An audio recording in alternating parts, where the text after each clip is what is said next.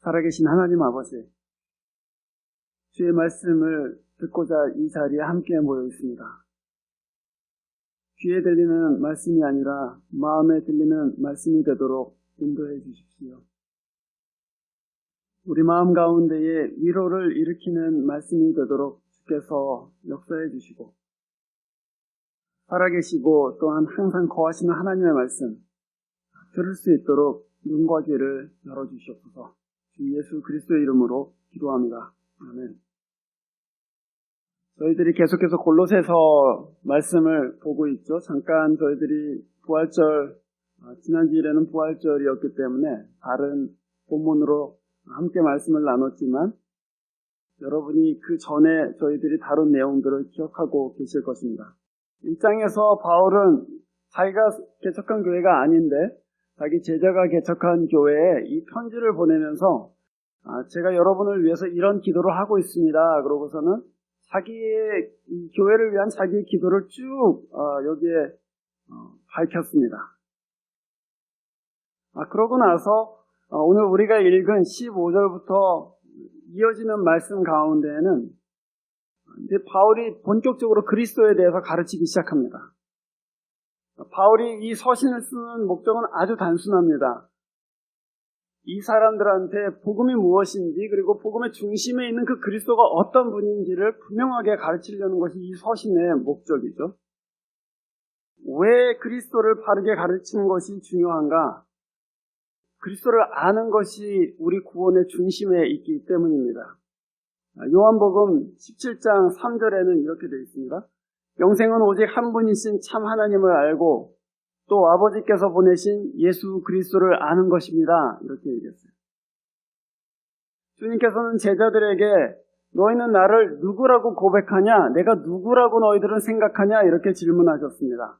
그때 베드로가 주는 살아계신 하나님의 아들이십니다 하고 정확하게 고백했어요. 그러자 예수님께서는 그 대답을 아주 기쁘게 받으시면서 내가 이 고백 위에 교회를 세우겠다 이렇게 말씀하셨습니다. 이 반석 위에 그 고백을 얘기하는 거예요. 예수가 누구이신지에 대한 그 고백 위에 교회를 세우겠다 이렇게 말씀하셨습니다. 그거 무슨 말이냐 하면은 교회가 바르게 또 건강하게 세워지기 위한 가장 밑바닥에 있는 기초는 그리스도가 누구이신지를 정확히 아는 지식이라는 것입니다. 그리스도가 누군지를 정확하게 알아야지 교회가 또 우리 믿음이 그 위에 비로소 세워질 수 있는 것이죠. 그래서 바울은 15절과 17절까지 오늘 우리가 읽은 본문인데요. 거기에서는 그리스도의 신성과 탁월하심에 대해서 가르치고, 그리고 이어지는 18절부터 22절을 통해서는 그리스도의 겸손과 화해 사역에 대해서 가르칩니다. 오늘은 그 첫 번째 부분인 그리스도의 신성과 탁월함에 대해서 저희들이 함께 말씀 나누려고 합니다. 방금 읽은 이 말씀, 그리스도께서 하나님이시고 또한 그분이 그 무엇보다도 뛰어나신 분이다 이렇게 바울이 얘기했습니다. 그거 사실 우리가 알 수 없는 내용이죠. 우리가 지식으로 또는 우리가 어떤 추론으로 알 수 없는 내용입니다. 그리스도께서 만물보다 먼저 계신다. 또 그리스도께서 만물을 붙들고 계신다. 이런 말씀들은 사람의 지식으로 생각해낼 수 없는 것입니다. 말하자면 바울 사도에게 하나님께서 계시를 드러내셨고 그 계시를 근거로 해서 바울은 그리스도의 신성을 알게 되었다 하는 것이죠. 성령을 통해서 사도들에게 특별한 계시가 임했고 사도들은 그 계시를 받고 이 신약 성경을 기록했습니다. 그래서 우리가 이 신약 성경을 우리와 같은 사람들인 사도가 쓴 것이지만 이 신약 성경을 하나님의 계시의 말씀으로 읽고 또한 받아들이는 것, 그것이죠. 그 계시가 임했기 때문입니다. 하나님께서는 구원에 이르는 완전한 지식을 이 성경 안에 사도를 통해서 기록해 놓으셨습니다. 성경을 넘어서는 영적인 지식에 대해서 우리가 사실은 같은 권위를 부여할 수가 없죠. 여러분이 유튜브에 들어가 보시면은 천국에 갔다 온 사람, 지옥에 갔다 온 사람 이렇게 간증하는 내용을 아마 들으신 적도 있으실 것입니다. 너무 그런 것들 많이 쫓아다니지 마세요. 왜냐하면은 그것들은 구원에 대해서 본질적인 부분들이 아니고 더 나아가서는 그런 것들을 쫓아가다가 보면은 우리 구원의 중심에 있는 그 그리스도로부터 우리 눈이 자꾸 다른 데로 주의가 다른 데로 쏠려지기 때문입니다. 우리의 믿음은 언제나 그리스도께 완전히 초점 맞춰져 있어야지만 되죠. 그러나 우리가 천국이 어떻고 지옥이 어떻고 천사가 어떻고 이런 것들에 자꾸 호기심 가지기 시작하면서부터 그 그리스도를 중심으로 하고 있는 우리 신앙이 자꾸 벗어나요. 그래서 사실은 이 성경 안에 우리 구원에 대한 완전한 지식과 진리가 들어있다는 것을 굳게 믿고 이 사도의 말씀에 우리가 우리 믿음을 세우는 것이 합당하다, 그 말씀입니다. 이 사도가 증언하는 그리스도, 그분에 대한 지식을 견고하게 붙들 수 있기를 바랍니다. 왜냐하면 그 지식에 우리 구원에 필요한 모든 것이 담겨있기 때문이죠.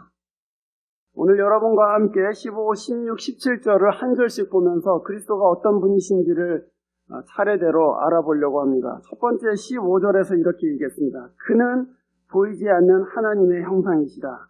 그리스도는 보이지 않는 하나님의 형상이시다, 이렇게 얘기했습니다.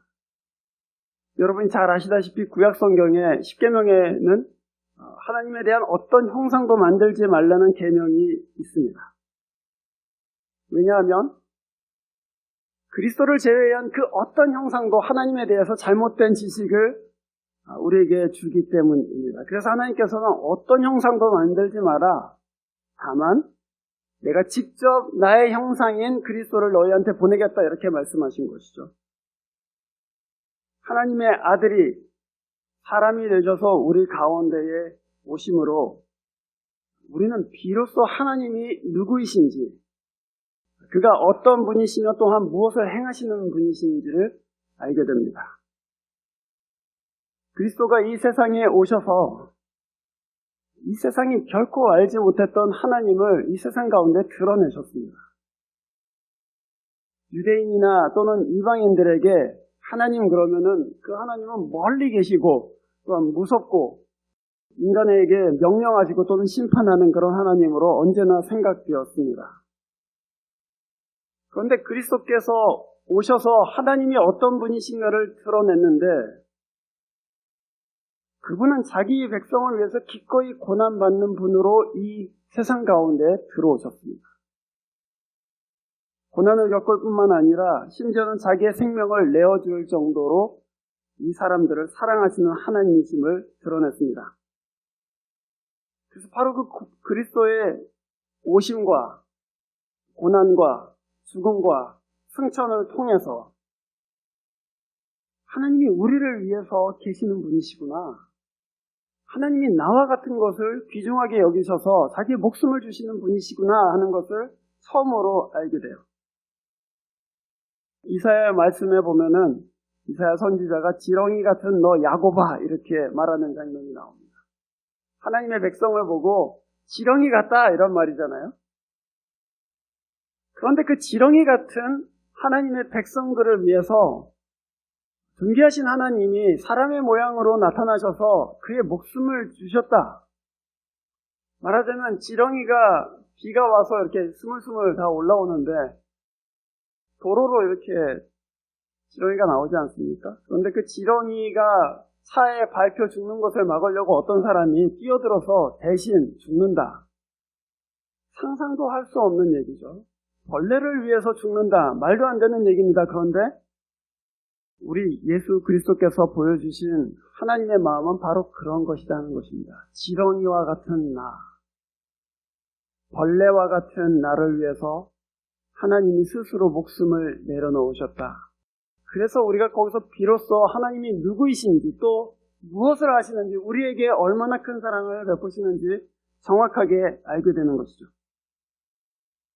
그러나 또한 이 지식, 그리스도께서 보이지 않는 하나님의 형상이라는 이 지식은 그리스도가 사람을 향한 궁극적인 하나님의 목적이라는 것을 가르쳐줍니다. 창세기에 보면은 하나님께서 사람을 자기의 형상대로 지으셨다 이렇게 되어 있습니다. 그런데 오늘 이 말씀은 그리스도가 바로 하나님의 형상이다 그랬잖아요. 무슨 말이냐면 하나님이 우리를 지으실 때에 하나님 마음속에 품고 계셨던 청사진이 바로 그리스도라는 얘기입니다. 우리를 빚으실 때에 이 아이들이 커서 그리스도와 같이 될 것이라는 마음의 청사진을 가지고 만들었다는 거예요. 하나님이 아담을 지으실 때 생각하였던 것은 그리스도다 그 말입니다. 다 그리스도와 같이 되기를 원하는 마음으로 우리를 만드셨습니다. 그 말이 무슨 말이냐면 우리의 구원이라는 것이 다만 죄사함 받고 지옥에 안 가는 것 그 정도가 우리의 구원이 아니라는 말씀이죠. 우리의 구원의 완성은 그리스도와 같이 되는 것. 그리스도가 벌레와 같은 우리를 위해서 자기의 목숨을 주신 것과 같이 우리 구원의 완성은 형제를 위하여 우리 목숨을 주는 것, 거기에 있다는 것을 우리에게 알려줍니다. 하나님은 당신의 자녀들이 형제와 자매를 위해서 기꺼이 자기 목숨을 내어주는 데까지 우리가 이르기를 원하십니다. 그럴 때 참 사람의 형상이 회복되는 거예요. 자기를 위해서 살 때가 아니라 이 세상에서 잘 먹고 부유한 삶을 누리고 평화로운 삶을 누리는 데서 우리의 구원이 완성되는 것이 아니라 우리가 형제를 위하여 눈물을 흘릴 때, 땀을 흘릴 때, 결국에는 피를 흘리는 수고를 할 때 그때 비로소 사람의 완전한 형상이 완성된다 그 얘기입니다. 여러분의 인생을 향한 하나님의 목적이 바로 그것입니다. 우리는 성적 안 나오는 것 갖고 고민하고 또 내일 뭘 먹고 살까 하는 그런 것 때문에 고민하고 장사가 잘 될까 안 될까 하는 것 때문에 고민하고 자기 자녀가 속썩이고 말썽 피우고 또는 좋은 학교에 들어가고 못 들어가고 이런 것 때문에 고민하지만 하나님께서 우리에게 갖고 계시는 고민은 하나님께서 우리를 향해서 품고 계시는 완전한 그 이상은 그리스도와 같이 된다는 거예요. 거기에 있습니다. 그래서 이 교회의 부르심을 생각할 때에 교회는 각 신자 안에 하나님의 형상이 드러나도록 수고하는 일에 부르심 받았습니다. 우리 여기서 예배하고 있지만 우리의 삶 가운데에 그 그리스도의 형상이 매일 조금씩 드러나지 못한다면 우리가 여기서 예배하는 게 무슨 의미가 있습니까, 여러분? 우리가 매주 여기서 하나님의 말씀을 듣는데 그 말씀이 내 영혼에 하나도 와 닿지 않는다. 그 말씀을 듣고 배우지만 내가 그리스도와 같이 되지 않고 있다. 그렇다면 우리가 여기서 예배하는 것이 도대체 무슨 소용이 있습니까, 여러분? 이 교회가 존재하는 유일한 이유는 하나님의 백성들이 그리스도의 형상으로 닮아가는 것 거기에 있습니다. 그거 이외에는 이 교회는 여기에 존재할 이유가 없죠. 그 목적이 이루어지지 않는다면 이 교회는 허튼 짓을 하고 있는 것이죠. 하나님의 의도와는 전혀 다른 일을 하고 있는 것입니다. 아니면 하나님의 의도와 전혀 관심 없이 살고 있는 것일 수도 있는 것이죠. 그래서 사실은 예수를 믿는 순간 구원이 시작되지만 아직 완성되지 않았다는 것을 분명하게 여러분 기억하시기를 바랍니다. 아직 완성되지 않았어요. 우리는 아직도 갈 길이 많이 있습니다. 우리가 아직 그리스도의 형상에 도달하지 못했기 때문이고 우리가 아직 형제를 위해서 돈 한 푼 내놓는 것도 힘들기 때문이고 아직도 우리가 형제를 위해서 땀 흘리는데 인색하기 때문에 아직도 멀었어요. 바울은 이전에 자기를 위해서 살던 사람이었습니다. 그런데 예수를 믿고 나서는 형제를 위해서 희생하고 생명을 주는 사람이 되었죠. 그런 세상을 한번 생각해 보십시오, 여러분. 하나님께서 진짜 이 교회만이라도 그 속사람을 그리스도의 마음과 같이 바꾸셔서 우리가 우리 형제자매를 위해서 기꺼이 목숨을 내어준다. 그런 세상이 되었다고 생각해 보세요. 거기가 바로 천국이에요. 돈 없어도 괜찮다. 내가 좀 몸이 불편해도 괜찮다. 내가 좀 없이 살아도 괜찮다. 내 형제 자매들이 나를 위해서 목숨을 내어주고 내가 또한 사랑하는 마음으로 목숨을 내어줄 수 있다면 우리의 환경이 어떠하건 간에 우리가 밥 먹는 것이 어떠하건 간에 거기가 천국인 거예요, 사실은. 그래서 여러분, 이 그리스도의 형상이 여러분 안에 드러나기까지 또 우리 형제와 자매에게 드러나기까지 사실은 멈출 수 없는 것이죠. 그냥 이 정도면 됐다 하고 주저앉을 수 없어요, 사실은. 자기 자신을 위해서도 우리 형제와 자매를 위해서도 그 형상이 드러나도록 수고하는 일에 우리는 다 부르심 받았습니다. 두 번째 16절에서 바울이 이렇게 얘기합니다. 바울이 세 가지의 전치사를 써서 그리스도가 어떤 분인지를 드러내는데요. 16절에 보시면 그의 안에서 만물이 그분 안에서 창조되었다. 그리고 그분으로 말미암아서 창조되었다. 그분 위에서 창조되었다. 이렇게 세 가지로 얘기했습니다. 그거 하나하나의 의미를 다 새기기는 조금 어렵습니다만 그러나 분명한 것 한 가지는 뭐냐면 그리스도가 우리의 전부이시다. 그런 뜻입니다. 우리가 그 안에서 창조됐고 그로 말미암아서 창조됐고 그를 위해서 창조되었고 그 그리스도가 우리의 전부가 되신다. 그런 얘기예요. 그 안에서 그렇게 얘기했습니다. 그 안에서 창조되었다. 그리스도가 우리가 거할 땅이 되신다. 그리스도가 우리가 거할 피난처가 되신다. 그런 말씀이죠. 마치 어린아이가 어머니의 자궁 안에서 생명이 시작되고 거기서 커 나가는 것처럼 그리스도가 우리 모두를 당신 안에서 품고 계시며 사랑하시고 생명을 주시고 공급하신다. 그런 얘기입니다. 그 말은 뒤집어서 생각하면 그리스도 밖에서는 아무것도 우리가 생명으로 취할 수 있는 것이 없다는 것입니다. 그리스도 밖에는 아무런 소망과 미래가 없다. 그런 말씀이에요. 그리스도 안에 있을 때만 우리의 생명과 안전이 있죠. 그리스도가 여러분과 만물을 다 자기 안에 품고 계시기 때문입니다. 동시에 그를 통하여 창조되었다. 그렇게 얘기했어요. 말하자면 그리스도의 인도하심과 빚으심을 통해서 우리가 창조되고 또한 새로워지고 있다. 그런 말씀입니다. 우리 속사람이 그리스도의 말씀으로 인해서 창조되어 가고 있다. 새 창조되어 가고 있다. 그런 말씀이죠. 사실 우리 삶에 있는 모든 것, 만물이 그리스도로 말미암아 창조되었다는 말은 우리 삶에 있는 모든 것들이 그리스도의 말씀을 통과하면서 하나님께 받으실 만한 것이 된다. 그런 뜻입니다. 그리스도의 말씀으로만 정결케 되기 때문이죠. 우리의 결혼 생활이 그리스도의 말씀 때문에 정결케 되는 것이 맞습니다. 우리가 하고 있는 사업이나 학업이나 또는 우리의 일들도 그리스도의 말씀으로 인하여 거룩해지는 것이 맞아요. 그걸 약속해 주신 거예요, 사실은. 우리의 자녀들 당장 건강하게 크고 또 원하는 학교에 들어가고 원하는 커리어 잡고 뭐 그런 것이 우리 마음의 컨선일지는 모르겠지만 사실은 그 자녀들은 하나님의 말씀으로 인하여 거룩하게 되어야 되는 자녀들이죠. 그리스도의 말씀이 이 자녀들을 빚어나가야 되는 것이고 그리스도의 말씀이 우리 가정을 빚어야 되는 것이고 그리스도의 말씀이 우리 인생 전체를 빚어내고 있어야 되는 것이죠. 또한 마지막으로 그리스도를 위하여 만물이 창조되었다. 그렇게 얘기했습니다.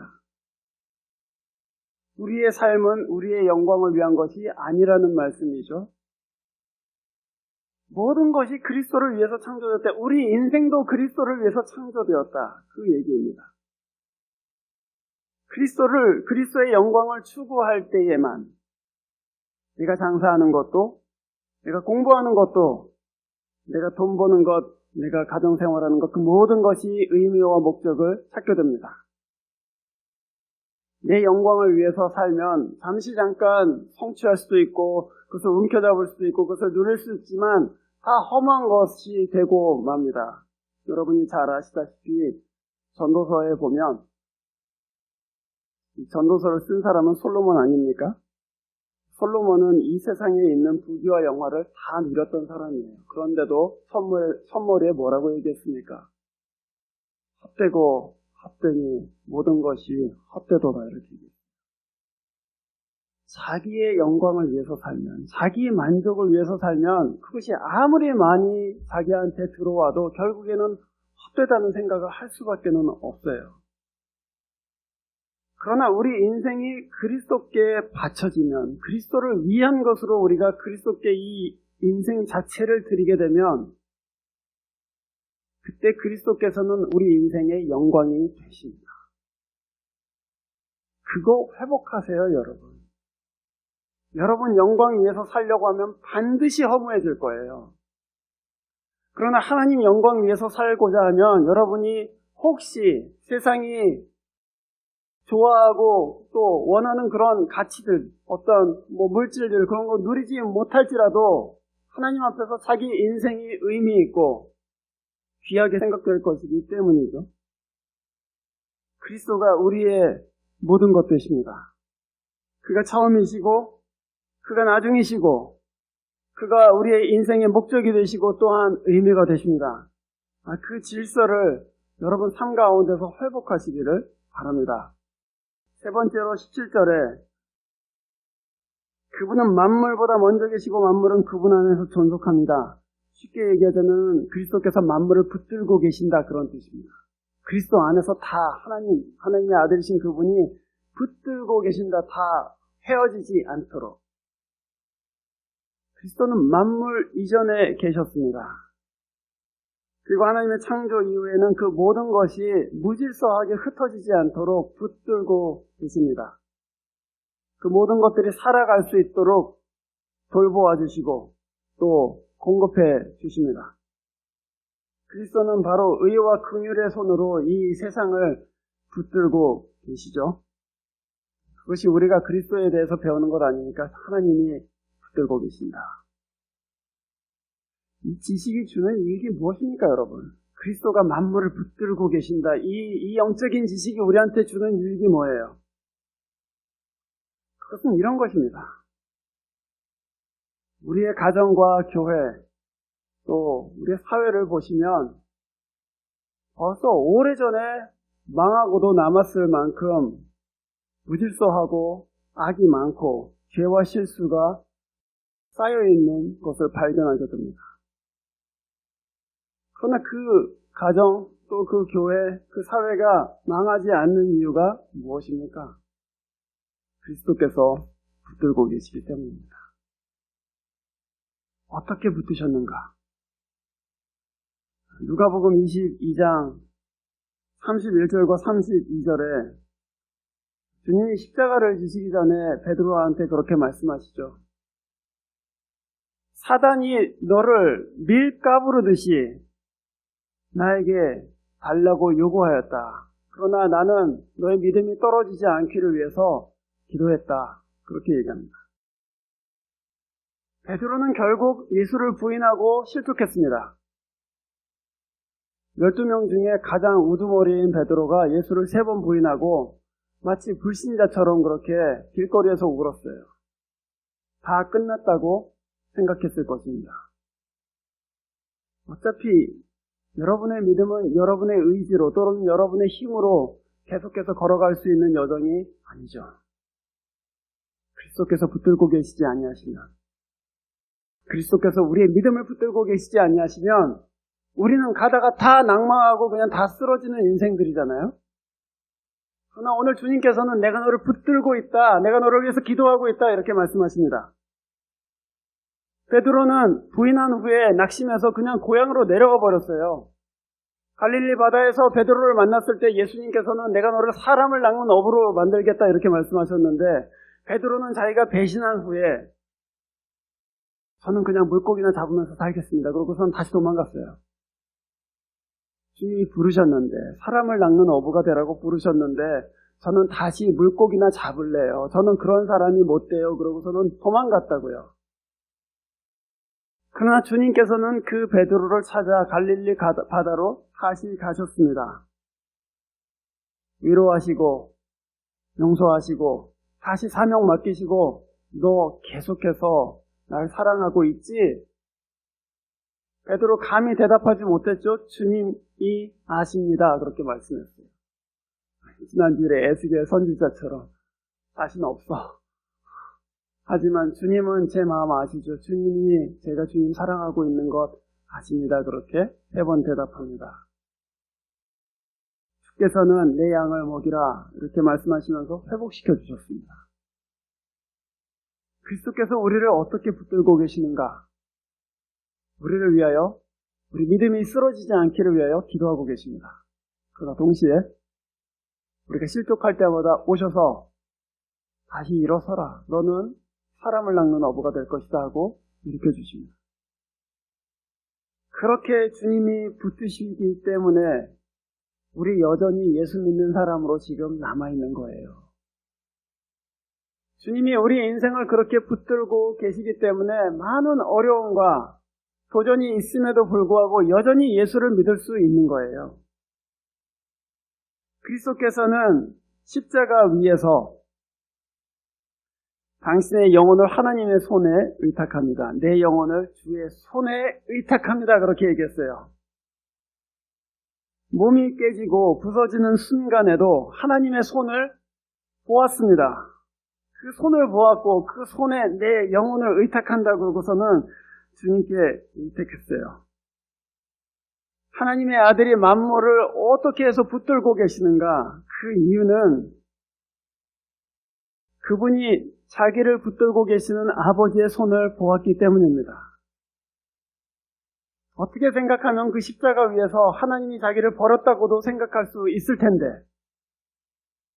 주님께서는 자기의 몸이 으깨지는 순간에도 자기를 붙들고 계시는 아버지의 손을 보았습니다. 그리고 거기에 자기 영혼을 의탁했어요. 아들이 만물을 붙들고 계시는 이유가 바로 그것이죠. 자기를 붙드시는 하나님의 손을 경험했기 때문입니다. 교회를 그리스도께서 그 마음으로 붙들고 계십니다. 교회를 붙드시는 그리스도의 자비의 손을 깨달은 사람들. 이 교회 깨어질 것 같은데 안 깨진다. 이 교회 망할 것 같은데 안 망한다. 그거 여러분이 헌금해서 여기까지 온 겁니까? 여러분이 헌신해서 여기까지 온 것입니까? 여러분이 기도했기 때문에 여기까지 온 것입니까? 아니죠. 주님이 붙드셨기 때문입니다. 주님이 붙들지 않으셨으면 벌써 해산됐을 교회잖아요. 주님이 붙들지 않았으면 벌써 믿음에서 무너졌을 사람들이잖아요. 우리 모두. 그러나 주님께서는 붙들어 주셨습니다. 우리가 서 있는 이유가 우리 때문이 아님을 깨닫는 것. 그것이 겸손입니다. 오늘 교회는 누구를 붙들어주고 있는가? 그리스도께서 우리를 붙들고 계시는데 그의 몸된 우리는 누구를 붙들어주고 있는가? 오늘 여러분은 누구의 의지가 되고 계십니까? 오늘 여러분은 누구의 눈물을 닦아주고 계십니까? 오늘 여러분은 누구를 붙들어주고 계십니까? 교회가 가난하고 어려운 사람, 이 세상에서 소망이 없는 사람들의 곁에 설 수 있는 이유가 무엇입니까? 그리스도께서 우리를 권경에서 붙들어 주셨기 때문이죠. 그리고 또한 지금도 붙들고 계심을 알기 때문입니다. 이 그리스도, 보이지 않는 하나님의 형상이시여 우리의 전부가 되시고 또한 우리를 붙들어주고 계시는 이 그리스도, 그분이 바로 하나님이십니다. 그분이 바로 여러분의 주님이시고 그분이 여러분이 섬기고 있는 그 하나님이시죠. 그를 힘을 다해서 알려고 하십시오. 그를 아는 만큼 우리에게 구원이 임해요. 그리고 그를 아는 만큼 우리가 하나님의 형상으로 바뀌어 갑니다. 그를 붙들고 그를 섬기고 또 그에게 온전한 경배를 드리실 수 있기를 바랍니다. 거기에만 우리의 생명과 영광이 있기 때문입니다. 기도하겠습니다. 지렁이와 같은 우리를 그냥 내버려 두지 않으시고 붙들어 주시고 격려해 주시고 위로하시며 세우시는 그 은혜에 감사드립니다. 저희의 힘으로는 한 발자국도 온전히 설 수 없었을 것인데 그리스도께서 붙들어 주셨기 때문에 여기까지 왔습니다. 주님 남은 길도 주님 손에 의탁하오니 붙들어 주시옵소서. 또한 주의 교회가 그리스도의 형상을 날마다 닮아서 그리스도와 같이 되는 데 이를 수 있도록 주 성령께서 우리에게 위로자가 되어주시고 주 하나님께서 우리 발걸음에 등을 비추어 주시며 주 예수께서 우리의 대장이 되시고 소망이 되셔서 이 믿음의 여정을 이끌어 주십시오. 주 예수 그리스도 이름으로 기도합니다.